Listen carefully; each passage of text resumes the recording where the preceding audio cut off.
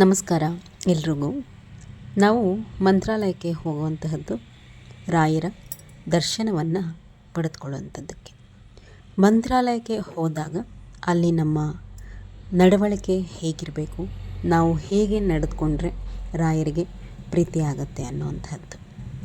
ಇತ್ತೀಚಿನ ದಿನಗಳಲ್ಲಿ ರಾಯರ ಪೂಜೆ ಆಗಿರಬಹುದು ಅಥವಾ ಮಂತ್ರಾಲಯಕ್ಕೆ ಹೋಗುವಂತಹದ್ದು ಕೆಲವರಿಗೆ ಈ ಶೋ ಆಫ್ ಅಂತಾರಲ್ವ, ಅಲ್ಲಿ ಹೋಗಿ ಶೋಕಿ ಮಾಡುವಂತಹದ್ದು, ರೀಲ್ಸ್ ಮಾಡುವಂತಹದ್ದು, ಈ ಥರದಕ್ಕೆಲ್ಲ ಒಂದು ಹಾದಿಯನ್ನು ಮಾಡಿಕೊಂಡಿದ್ದಾರೆ. ಬಹಳ ತಪ್ಪು ಅದು.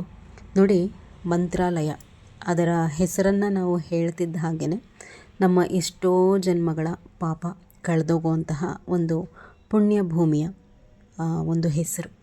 ಯಾಕೆ ಅಂತಂದರೆ 350ಕ್ಕೂ ಹೆಚ್ಚು ಅಧಿಕ ವರ್ಷಗಳಿಂದ ರಾಯರು ತಪೋನಿರತರಾಗಿ ಕುಳಿತುಕೊಂಡಿರುವಂತಹ ಒಂದು ಪುಣ್ಯ ಸ್ಥಳ ಮಂತ್ರಾಲಯ.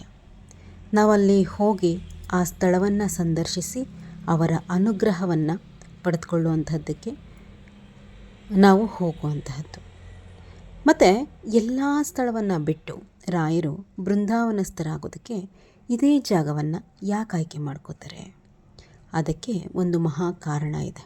ಎಲ್ಲವನ್ನೂ ಬಿಟ್ಟು ಯಾಕೆ ರಾಯರು ಇವತ್ತಿಗೂ ಸಹ ಜೀವಂತವಾಗಿ ಅಲ್ಲೇ ಕುಳಿತಿದ್ದಾರೆ, ಅದೇ ಜಾಗವನ್ನು ಯಾಕೆ ಆಯ್ಕೆ ಮಾಡಿಕೊಂಡ್ರು ಅಂತಂದರೆ, ಶ್ರೀರಾಮ ಪ್ರಭುಗಳು ವನವಾಸಕ್ಕೆ ಅಂತ ಹೇಳಿ ಕಾಡಿಗೆ ಬಂದಾಗ ಆ ಸ್ಥಳದಲ್ಲಿ ಕುಳಿತು, ಅಂದರೆ ರಾಯರು ಈಗೇನು ನಾವು ಮಂತ್ರಾಲಯದಲ್ಲಿ ಜಾಗ ಇದೆಯಲ್ವ, ರಾಯರು ಬೃಂದಾವನಸ್ಥರಾಗಿರುವಂತಹ ಜಾಗ, ಆ ಜಾಗದಲ್ಲಿ ಕುಳಿತು ತಪಸ್ಸನ್ನು ಮಾಡಿರ್ತಾರಂತೆ. ಅಂತಹ ಪುಣ್ಯ ಜಾಗ ಅಂದರೆ ಏನು ನಾವು ಇವತ್ತು ರಾಯರ ಬೃಂದಾವನವನ್ನು ನೋಡ್ತೀವಿ ಮಂತ್ರಾಲಯದಲ್ಲಿ, ಆ ಜಾಗದಲ್ಲಿ ಕುಳಿತು ರಾಮದೇವರು ವನವಾಸಕ್ಕೆ ಅಂತ ಹೇಳಿ ಬಂದಾಗ ಅಲ್ಲಿ ಕುಳಿತು ತಪಸ್ಸನ್ನು ಮಾಡಿರ್ತಾರಂತೆ. ಹೀಗಾಗಿಯೇ ರಾಯರು ಅದೇ ಜಾಗವನ್ನು ಅವರು ಬೃಂದಾವನಸ್ಥರಾಗೋದಕ್ಕೆ ಆಯ್ಕೆಯನ್ನು ಮಾಡ್ಕೋತಾರೆ. ಅಲ್ಲಿನ ಮಣ್ಣು ಶ್ರೀರಾಮಪ್ರಭುವಿನ ಪಾದಸ್ಪರ್ಶವಾದಂತಹ ಮಹಾಭೂಮಿ. ಇಂತಹ ಜಾಗ ಅಂದರೆ ಸಾಕ್ಷಾತ್ ರಾಯರಿರುವಂತಹ ಜಾಗ. ಅಲ್ಲಿ ನಿಮ್ಮ ನಡೆ ಇರ್ಬೋದು ಅಥವಾ ನುಡಿ ಇರ್ಬೋದು ಗೌರವಯುತವಾಗಿರಬೇಕು. ನಾವು ಅಲ್ಲಿ ಮೊದಲು ರಾಯರಿದ್ದಾರೆ ಅನ್ನೋಂತಹದ್ದನ್ನು ಮನಸ್ಸಿಗೆ ತೆಗೆದುಕೊಳ್ಬೇಕು. ಕೇವಲ ಏನು ನಾವು ಬೃಂದಾವನ ನೋಡ್ತೀವಿ ಅದಷ್ಟೇ ಮಂತ್ರಾಲಯ ಅಲ್ಲ, ಅದರ ಒಳಗೆ ಸಾಕ್ಷಾತ್ ರಾಯರಿರ್ತಾರೆ ಅನ್ನುವಂತಹ ಭಯ ನೀವು ಏನು ಅಸಡ್ಡೆಯಾಗಿ ನಡ್ಕೋತಿರಲ್ವ ಅಂತಹವರ ಮನಸ್ಸಿನಲ್ಲಿ ಇರಲಿ ದಯಮಾಡಿ. ಇತ್ತೀಚೆಗೆ ಮಂತ್ರಾಲಯಕ್ಕೆ ಹೋಗುವಂತಹ ಯಾತ್ರಾರ್ಥಿಗಳ ಸಂಖ್ಯೆ ಬಹಳ ಹೆಚ್ಚಾಗ್ತಾ ಇದೆ. ಹೆಚ್ಚು ಸಂಖ್ಯೆ ಆಗ್ತಿದ್ದ ಹಾಗೆ ಅಲ್ಲಿನ ಪಾವಿತ್ರತೆಯನ್ನು ಹಾಳು ಮಾಡುವಂತಹವರ ಸಂಖ್ಯೆನೂ ಸಹ ಹೆಚ್ಚಾಗ್ತಾ ಇದೆ. ಇದರಲ್ಲೂ ಸಹ ಎರಡು ಮಾತಿಲ್ಲ. ಏನು ಅಂತಹದ್ದು ಅಂತಂದರೆ, ಅಲ್ಲಿ ಹೋಗಿ ಹುಚ್ಚುಚ್ಚಾಗಿ ಕುಣಿಯುವಂತಹದ್ದು. ಖಂಡಿತ ರಾಯರು ಇದನ್ನೆಲ್ಲ ಮೆಚ್ಚುವಂತಹದ್ದಲ್ಲ. ರಾಯರು ಹೆಣ್ಮಕ್ಕಳನ್ನ ಬಹಳ ಸಭ್ಯವಾಗಿ ನೋಡಲಿಕ್ಕೆ ಇಷ್ಟಪಡ್ತಾರೆ. ನಡೆ ನುಡಿನಲ್ಲಿ ಹೆಣ್ಮಕ್ಳು ಅಂತಂದಾಗ ಒಂದು ಗೌರವಯುತವಾದಂತಹ ಒಂದು ನಡೆ ನುಡಿ ಇರಬೇಕು. ಯಾರೆಲ್ಲ ನೀವು ರೀಲ್ಸ್ ಮಾಡ್ತಿರಲ್ವ ಅಂಥವರು ಈಗ ನಾನು ಹೇಳ್ತಿರೋದನ್ನು ನೋಡಿ ದಯಮಾಡಿ ನನ್ನ ಮೇಲೆ ಬೇಜಾರು ಮಾಡ್ಕೋಬೇಡಿ. ರೀಲ್ಸ್ ಮಾಡಲಿಕ್ಕೆ ಅಂತಲೇ ನೀವು ಹೋಗಬೇಕು ಅಂತಂದರೆ ನಿಮಗೆ 108 ಜಾಗಗಳು ಸಿಗುತ್ತವೆ. ನೇಚರ್ ಚೆನ್ನಾಗಿರೋಂತಹದ್ದಿರ್ಬೋದು. ಆ ಥರದ ಕಡೆ ಎಲ್ಲ ಹೋದಾಗ ನಿಮ್ಗೆ ಹೆಂಗೆ ಬೇಕೋ ಬಟ್ಟೆ ಹಾಕ್ಕೊಂಡು, ನಿಮ್ಗೆ ಹೆಂಗೆ ಬೇಕೋ ಹಂಗೆ ಡ್ಯಾನ್ಸ್ ಮಾಡಿಕೊಂಡು ನೀವು ಕುಣೀರಿ, ಸೋಷಿಯಲ್ ಮೀಡಿಯಾಗಳಲ್ಲಿ ಅಪ್ಲೋಡ್ ಮಾಡಿ, ಬೇಡ ಅನ್ನಲ್ಲ. ಬಟ್ ಮಂತ್ರಾಲಯಕ್ಕೆ ಅದರದೇ ಆದಂತಹ ಒಂದು ಪಾವಿತ್ರತೆ ಇದೆ. ಅದರ ಪಾವಿತ್ರತೆಯನ್ನು ಅಲ್ಲಿ ಹೋಗಿ ನೀವು ಈ ರೀತಿ ಡ್ಯಾನ್ಸ್ ಮಾಡಿಕೊಂಡು ರೀಲ್ಸ್ ಮಾಡಿಕೊಂಡು ಅದರ ಒಂದು ಪಾವಿತ್ರತೆಗೆ ಧಕ್ಕೆ ತರಲಿಕ್ಕೆ ಹೋಗಬೇಡಿ. ಕೆಲವು ಹೆಣ್ಮಕ್ಳಂತೂ ನಾನು ಮಂತ್ರಾಲಯಕ್ಕೆ ಹೋದಾಗ ನೋಡ್ತಾ ಇರ್ತೀನಿ, ಯಾರಿದ್ದಾರೆ ಯಾರಿಲ್ಲ ಯಾವುದನ್ನು ನೋಡಲ್ಲ. ಅವರಾಯಿತು ಅವರ ರೀಲ್ಸ್ ಹುಚ್ಚಾಯಿತು ಮೊಬೈಲ್ಗಳಲ್ಲಿ, ಆ ರೀತಿ ಮುಳುಗೋಗಿರ್ತಾರೆ. ಅದು ಏನೋ ಹೋಗಲಿ, ಒಂದು ದೇವ್ರ ಹಾಡಿಗಾದ್ರೂ ಮಾಡ್ತಿರ್ತಾರ? ಇಲ್ಲ, ಹುಚ್ಚುಚ್ಚಾಗಿ ಹಾಡುಗಳನ್ನ ಹಾಕ್ಕೊಂಡು ಅದರಲ್ಲಿ ರೀಲ್ಸ್ ಮಾಡೋದರಲ್ಲಿ ಆ ಮಂತ್ರಾಲಯದ ಆವರಣ ಇರುತ್ತಲ್ಲ, ಪ್ರಾಂಗಣ, ಅಲ್ಲಿ ಸುಮಾರು ಹೆಣ್ಮಕ್ಕಳನ್ನ ನೋಡ್ತಿರ್ತೀವಿ ನಾವು ಹೋದಾಗೆಲ್ಲ. ಈ ರೀತಿ ರೀಲ್ಸ್ ಮಾಡುವಂತಹದ್ದು ಇದು ನಿಮಗೆ ಶೋಭೆ ತರುವಂಥದ್ದಲ್ಲ. ಖಂಡಿತ ರಾಯರಿದನ್ನು ಒಪ್ಪೋದು ಇಲ್ಲ. ಅದರ ಜೊತೆಗೆ ಮಠದ ಆವರಣದಲ್ಲಿ ಕೂತು ಹೊರಗಡೆಯಿಂದ ತಂದಂತಹ ತಿಂಡಿ ತಿನಿಸುಗಳನ್ನ ತಿನ್ನಲಿಕ್ಕೆ ಹೋಗಬೇಡಿ. ಅಂದ್ರಿಗೇನೋ ಪ್ಯಾಕೆಟ್ಸ್ಗಳಲ್ಲಿ ಬೇಕ್ರಿ ಐಟಮ್ಸು ಅಂಥದ್ದು ಇಂಥದ್ದು ಚಿಪ್ಸು ಕುರ್ಕುರೆನೋ ಆ ಥರದನ್ನೆಲ್ಲ ತಗೊಂಡು ಬಂದು ರಾಯರ ಮಠದ ಆವರಣ ಏನಿದೆ ಸಂಪೂರ್ಣವಾಗಿ ಅಲ್ಲಿ ಕುತ್ಕೊಂಡು ತಿನ್ನಲಿಕ್ಕೆ ಹೋಗಬಾರ್ದು. ಮಂತ್ರಾಲಯಕ್ಕೆ ನಾವು ಹೋಗುವಂತಹದ್ದೇ ಪ್ರಭುಗಳ ಸೇವೆಯನ್ನು ಮಾಡಲಿಕ್ಕೆ. ಅಲ್ಲಿ ಹೋಗಿ ಬೇರೆ ದೇವಸ್ಥಾನದ ಥರ ನಾವು ಕೈ ಮುಗಿದ್ಬಿಟ್ಟು ಬಂದುಬಿಡುವಂತಹದ್ದಲ್ಲ. ಎಷ್ಟರ ಮಟ್ಟಕ್ಕೆ ಆಗುತ್ತೆ ಅಷ್ಟರ ಮಟ್ಟಕ್ಕೆ ತನು ಮನವನ್ನು ನಾವು ದಂಡಿಸಿ ರಾಯರ ಸೇವೆಯನ್ನು ಮಾಡಿ ಅವರ ಕೃಪೆಯನ್ನು ಪಡ್ಕೊಂಡು ಬರಬೇಕು. ನಮ್ಮ ಕರ್ಮ ಕಳೆಯುವಂತಹದ್ದೇ ಅಲ್ಲಿ ರಾಯರ ಸೇವೆಯನ್ನು ಮಾಡಿದಾಗ. ಮೈ ಬಗ್ಸಿ ನೀವು ಏನು ಮಾಡಬೇಕು, ಹೆಜ್ಜೆ ನಮಸ್ಕಾರವನ್ನು ಹಾಕುವಂಥದ್ದು, ಪ್ರದಕ್ಷಿಣೆ ನಮಸ್ಕಾರವನ್ನು ರಾಯರಿಗೆ ಹಾಕುವಂಥದ್ದು, ಇದೆಲ್ಲ ಮಾಡಬೇಕು. ಅದನ್ನು ಬಿಟ್ಟು ನೀವು ರೀಲ್ಸ್ ಮಾಡೋಕ್ಕೆ ಅಂತ ಹೇಳಿ ಮಂತ್ರಾಲಯಕ್ಕೆ ಹೋಗಬೇಕಾ? ಎಲ್ಲ ಕುತ್ಕೊಂಡು ಅಲ್ಲಿ ಬೇಕ್ರಿ ತಿಂಡಿಗಳನ್ನ ತಿಂದು ಕಾಡು ಹರಟೆ ಹೊಡೆಯೋದಕ್ಕೆ ಮಂತ್ರಾಲಯಕ್ಕೆ ಹೋಗಬೇಕಾ? ನೀವು ಆಡುವಂತಹ ಪ್ರತಿ ಮಾತು, ನಿಮ್ಮ ನಡೆ ನುಡಿ ಎಲ್ಲವನ್ನೂ ರಾಯರು ಗಮನಿಸ್ತಿರ್ತಾರೆ. ಎಲ್ಲೂ ದೂರದಲ್ಲಿರಲ್ಲ ರಾಯರು, ಅಲ್ಲೇ ಕೂತಿರ್ತಾರೆ. ಆ ರೀತಿ ಹುಚ್ಚುಚ್ಚಾಗಿ ನೀವು ನಡ್ಕೊಂಡು ಬಂದರೆ ನೀವು ಮಂತ್ರಾಲಯಕ್ಕೆ ಹೋದಂತಹ ಪುಣ್ಯ ಖಂಡಿತ ನಿಮಗೆ ಬರೋದಿಲ್ಲ. ಅದ್ರ ಬದಲು ಇನ್ನೊಂದಷ್ಟು ದೋಷವನ್ನು ಕಟ್ಕೊಂಡು ಬರ್ತೀರಾ ಅಷ್ಟೇನೆ. ಮತ್ತು ಮಠದ ಆವರಣದಲ್ಲಿ ಕೂತ್ಕೊಂಡು ಹರಟೆ ಹೊಡೆಯುವಂತಹದ್ದು, ಜೋರಾಗಿ ನಗುವಂತಹದ್ದು ಮಾಡಬಾರ್ದು.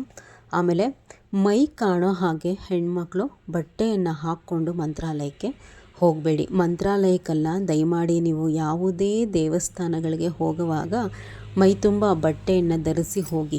ನಾವಿರುವಂತಹ ಜಾಗದಲ್ಲಿ ಒಂದು ರಾಯರ ಮಠ ಇದೆ. ಅಲ್ಲಿ ಅರ್ಚಕರು ಎಷ್ಟು ಸ್ಟ್ರಿಕ್ಟ್ ಅಂತಂದರೆ, ನೀವೊಂದು 3 ವರ್ಷ 4 ವರ್ಷದ ಹೆಣ್ಮಗುನ ನೀವು ಕರ್ಕೊಂಡು ಮಠಕ್ಕೆ ಹೋದ್ರೂ ಬಳೆ ಹಾಕಿಲ್ಲ ಅಂದರೆ ಯಾವುದೇ ಕಾರಣಕ್ಕೂ ಮಂತ್ರಾಕ್ಷತೆಯನ್ನು ಕೊಡೋದಿಲ್ಲ, ತೀರ್ಥವನ್ನು ಸಹ ಕೊಡೋದಿಲ್ಲ. ಆಮೇಲೆ ಹೆಣ್ಮಕ್ಳು ಸಹ ಸಭ್ಯವಾಗಿ ಸೀರೆ ಉಟ್ಟೆ ಹೋಗಬೇಕು, ಇಲ್ಲ ಅಟ್ಲೀಸ್ಟ್ ಚೂಡಿದಾರ ಹಾಕ್ಬೋದು ಮೈ ತುಂಬ.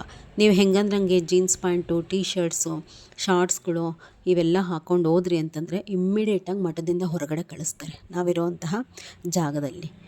ಅದನ್ನು ನಾವು ಹೆಣ್ಮಕ್ಳಾಗಿ ಒಬ್ಬರ ಕೈಲಿ ಹೇಳಿಸ್ಕೋಬಾರ್ದು. ನೀವು ಮಾಡರ್ನ್ ಡ್ರೆಸ್ಸಸ್ ಹಾಕುವಂಥವ್ರು ಬೇಡ ಅನ್ನಲ್ಲ, ಅದು ನಿಮ್ಮ ಇಚ್ಛೆ, ನಿಮಗೆ ರೈಟ್ಸ್ ಇರುತ್ತೆ.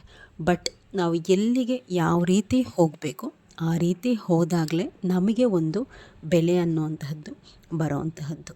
ಆ ರಾಯರು ಇರುವಂತಹ ಒಂದು ಪುಣ್ಯ ಜಾಗಕ್ಕೆ ನಾವು ಸಭ್ಯವಾಗಿ ಹೋಗಬೇಕು. ನಮ್ಮನ್ನು ನೋಡಿ ಬೇರೆಯವರು ಬೇರೆ ರೀತಿಯ ಭಾವನೆಯಲ್ಲಿ ನಮ್ಮನ್ನು ನೋಡಬಾರ್ದು. ಇದು ಒಂದು ರೀತಿ ಯಾವ ರೀತಿ ಆಗುತ್ತೆ ಅಂತಂದರೆ, ಈಗ ಅಸಭ್ಯವಾಗಿ ನಾವು ಬಟ್ಟೆ ಹಾಕ್ಕೊಂಡು ಹೋದಾಗ, ಈಗ ಗಂಡು ಮಕ್ಕಳೇ ಇರ್ಬೋದು, ರಾಯರ ದರ್ಶನಕ್ಕೆ ಅಂತ ಹೇಳಿ ಬರ್ತಾರೆ, ಭಕ್ತಿಭಾವ ಮನಸ್ಸಿನಲ್ಲಿ ತುಂಬಿರುತ್ತೆ. ನಾವು ಅಸಭ್ಯವಾಗೆಲ್ಲ ಅವ್ರ ಮುಂದೆ ಓಡಾಡೋದ್ರಿಂದ ಅವ್ರ ಮನಸ್ಸು ಚಂಚಲತೆ ಆಯಿತು, ಅದಕ್ಕೂ ಅದರ ದೋಷವೂ ಸಹ ನಿಮಗೆ ತಟ್ಟುವಂಥದ್ದು. ನೀವು ಹೇಳ್ಬೋದು, ನೋಡೋ ದೃಷ್ಟಿ ಸರಿಯಾಗಿರಬೇಕು, ಇವೆಲ್ಲ ಮಾತುಗಳು ಹೇಳ್ತಾರೆ ಹೆಣ್ಮಕ್ಳು. ನಾವು ಹೇಗಾದರೂ ಹಾಕ್ಕೋತೀವಿ, ನೋಡೋ ದೃಷ್ಟಿ ಸರಿಯಾಗಿರಬೇಕು ಅಂತಂದು. ಆ ರೀತಿ ಎಲ್ಲ ಬರಲ್ಲ. ನೀವೇ ಎಲ್ಲವನ್ನು ತೋರಿಸ್ಕೊಂಡು ಓಡಾಡುವಾಗ ನೋಡೋ ಅಂಥವ್ರು ಕಣ್ಣು ಕೆಳಗಡೆ ಹಾಕಲ್ಲ, ನೋಡ್ತಾರೆ. ಹಾಗಾಗಿ ನಾವು ಹಾಕುವಂತಹ ಬಟ್ಟೆ ನಮಗೆ ಒಂದು ಮರ್ಯಾದೆಯನ್ನು, ರೆಸ್ಪೆಕ್ಟನ್ನು ತಂದು ಕೊಡೋ ಹಾಗಿರಬೇಕು. ಏನಪ್ಪ ಇವ್ರು ಹಿಂಗೆ ಬಂದವ್ರೆ ದೇವಸ್ಥಾನಕ್ಕೆ, ಇವ್ರಿಗೇನು ಸೆನ್ಸ್ ಇದೆಯಾ ಇಲ್ವಾ ಅಂತ ಹೇಳಿ ಒಬ್ಬರು ನಮ್ಮನ್ನು ನೋಡಿ ಕೈ ತೋರಿಸೋ ಮಟ್ಟಕ್ಕೆ ಬಟ್ಟೆಗಳನ್ನ ಹಾಕ್ಕೊಂಡು ಹೋಗಬೇಡಿ. ಇದು ಖಂಡಿತ ರಾಯರು ಒಪ್ಪುವಂತಹದ್ದಲ್ಲ. ಆದಷ್ಟು ಸ್ಕಿನ್ ಶೋ ಬೇಡ, ಅಂದರೆ ಮೈ ಕಾಣೋ ಅಂತಹ ಬಟ್ಟೆಗಳು ಬೇಡ.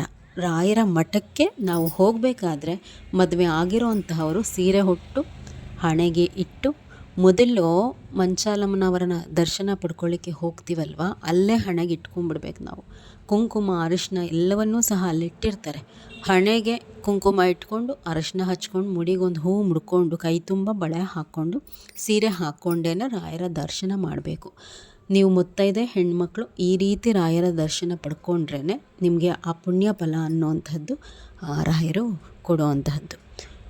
ಎಲ್ಲೋ ಒಂದು ಕಡೆ ಬಹಳ ಒಳ್ಳೆ ಮಾತು ಯಾರೋ ಹೇಳಿದಂಥದ್ದು ಕೇಳಿದೆ. ನಾವು ದೇವ್ರ ಮನೆಗೆಲ್ಲ ಈ ನೈಟಿಗಳನ್ನು ಹಾಕ್ಕೊಂಡು ಹೋಗಿ ಪೂಜೆ ಮಾಡಲಿಕ್ಕೆ ಹೋದರೆ ದೇವತೆಗಳೇ ನಮ್ಮನ್ನು ನೋಡಿ ಕಣ್ಮುಚ್ಕೊಂಡು ಬಿಡ್ತಾರಂತೆ, ಅಷ್ಟು ಅಸಹ್ಯ ಪಡ್ತಾರಂತೆ ದೇವತೆಗಳು ಈ ನೈಟಿ ಅಂತಂದರೆ. ದಯಮಾಡಿ ಆ ಥರದ ಬಟ್ಟೆಗಳಲ್ಲಿ ಮನೆಯಲ್ಲಿ ಪೂಜೆ ಮಾಡಲಿಕ್ಕೆ ಹೋಗಬೇಡಿ.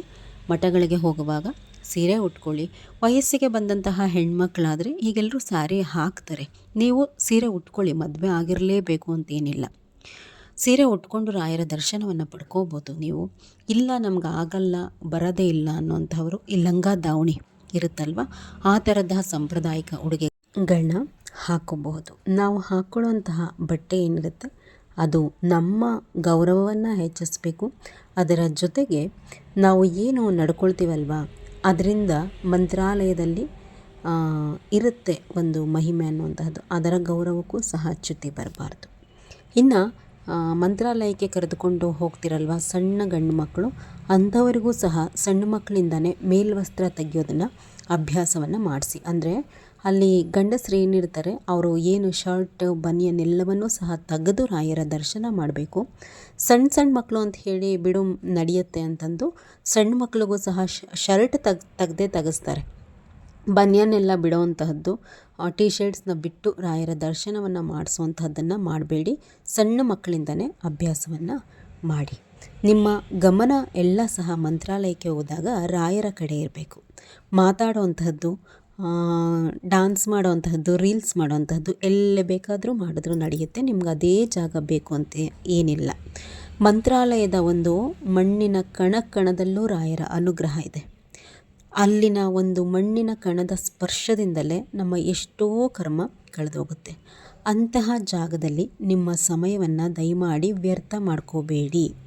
ಕುತ್ಕೊಂಡು ಕಾಡಾಟ ಹೊಡೆಯುವಂಥದ್ದು, ರೀಲ್ಸ್ ಮಾಡುವಂಥದ್ದು, ಇದೆಲ್ಲ ಮಾಡಿದ್ರೆ ರಾಯರ ಅನುಗ್ರಹ ಸಿಗೋದಿಲ್ಲ. ನೀವು ಅಲ್ಲಿ ಹೋದಾಗ ರಾಯರ ಸೇವೆ ಮಾಡಬೇಕು.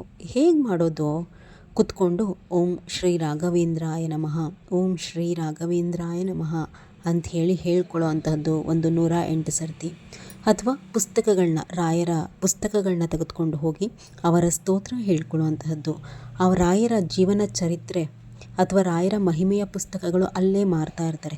ತೆಗೆದುಕೊಂಡು ಸಂಪೂರ್ಣವಾಗಿ ರಾಯರ ಒಂದು ಆ ಚರಿತ್ರೆಯ ಪುಸ್ತಕ ಏನಿರುತ್ತೆ ಅದನ್ನು ಓದುವಂತಹದ್ದು.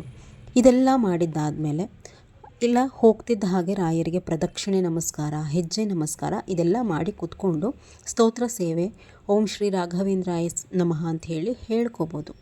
ಇದು ಎಲ್ಲ ಆಗಿ ಇನ್ನೂ ಸಮಯ ಇರುತ್ತಲ್ವ, ಅದನ್ನು ಏನು ಮಾಡ್ಬೋದು ನೀವು ಅಂತಂದರೆ ಪ್ರಸಾದ ವಿನಿಯೋಗ ಅಂತಂದರೆ ರಾಯರ ಒಂದು ಭೋಜನ ಶಾಲೆಯಲ್ಲಿ ಊಟವನ್ನು ಬಡಿಸ್ಬೋದು. ನಾವು ವ್ಯಾಲೆಂಟಿಯರ್ ಆಗಿ ಹೋಗಿ ಕೇಳಿದ್ರೆ ನಮಗೆ ಅವಕಾಶವನ್ನು ಮಾಡಿಕೊಡ್ತಾರೆ. ಅಲ್ಲಿ ಜನರಿಗೆ ಅನ್ನ ಪ್ರಸಾದವನ್ನು ನೀವು ಬಡಿಸುವಂತಹ ಕಾರ್ಯವನ್ನು ಮಾಡ್ಬೋದು. ಅದರ ಜೊತೆಗೆ ಅಲ್ಲೇ ಪರಿಮಳ ಪ್ರಸಾದದ ಪ್ಯಾಕಿಂಗ್ ನಡೀತಿರುತ್ತೆ. ನೀವು ಅಲ್ಲಿ ಹೋಗಿ ಕೇಳಿದ್ರೂ ಸಹ ನೀವು ಅದನ್ನು ಪ್ಯಾಕಿಂಗ್ ಮಾಡೋದಕ್ಕೆ ನಿಮಗೆ ಅನುವು ಮಾಡಿಕೊಡ್ತಾರೆ. ಆ ಪ್ಯಾಕಿಂಗ್ ಮಾಡೋದ್ರ ಮೂಲಕ ನೀವು ಸಹಾಯ ಮಾಡ್ಬೋದು ಅಲ್ಲಿ ಏನು ಕೆಲಸ ಮಾಡ್ತಿರ್ತಾರಲ್ವ ಅಂಥವ್ರಿಗೆ. ಇದು ಒಂದು ಸಾರ್ಥಕತೆ. ಮಂತ್ರಾಲಯಕ್ಕೆ ಹೋದಾಗ ನಾವು ಅಲ್ಲಿ ಹೋದಾಗ ನಾವು ಏನು ಮಾಡ್ತೀವಿ, ಹೇಗೆ ನಡ್ಕೋತೀವಿ, ಯಾವ ರೀತಿ ರಾಯರನ್ನ ಸ್ಮರಣೆ ಮಾಡ್ತೀವಿ, ಪ್ರತಿಯೊಂದನ್ನು ಸಹ ರಾಯರು ಗಮನಿಸ್ತಿರ್ತಾರೆ. ಹೇಗೆಂದ್ರಾಗಿ ಚೆಲ್ಲಾಗಿ ನಡ್ಕೊಳ್ಳೋ ಅಂತಹದ್ದು, ಅನವಶ್ಯಕವಾಗಿ ಮಾತಾಡುವಂತಹದ್ದು, ನಗುವಂತಹದ್ದು ಇದೆಲ್ಲ ಮಾಡಿದ್ರೆ ರಾಯರ ಅನುಗ್ರಹ ಆಗೋದಿಲ್ಲ. ಅಲ್ಲಿ ಹೋದಾಗ ಆದಷ್ಟು ನಮ್ಮ ಸಮಯ ವ್ಯರ್ಥ ಮಾಡ್ದಲೆ ಅವರ ಸೇವೆ ಮಾಡಿ ಬಂದಾಗ ನಾವು ಏನು ಅಂದ್ಕೊಂಡು ಹೋಗಿರ್ತೀವಿ, ಏನಾದರೂ ಒಂದು ಆಗಬೇಕು ಅಂತನೋ, ನಮ್ಮ ಕಷ್ಟ ಏನಿರುತ್ತೆ ಅದು ಕಳೆದು ನಮ್ಮ ಸಂಕಲ್ಪಗಳು ಈಡೇರುವಂತಹದ್ದು ಆವಾಗಲೇ. ಅರ್ಥ ಮಾಡ್ಕೊಳ್ಳಿ. ದಯಮಾಡಿ ಮಂತ್ರಾಲಯಕ್ಕೆ ಕೊಡಬೇಕಾದಂತಹ ಗೌರವವನ್ನು ಪ್ರತಿಯೊಬ್ಬ ರಾಯರ ಭಕ್ತರು ಸಹ ಕೊಡಿ. ಆವಾಗ ರಾಯರು ನಿಮ್ಮ ಕೈ ಹಿಡಿತಾರೆ. ಮಾಹಿತಿ ಇಷ್ಟ ಆಗಿದೆ ಅಂತ ಹೇಳಿ ಭಾವಿಸ್ತೀನಿ. ನಮಸ್ಕಾರ ಎಲ್ರಿಗೂ.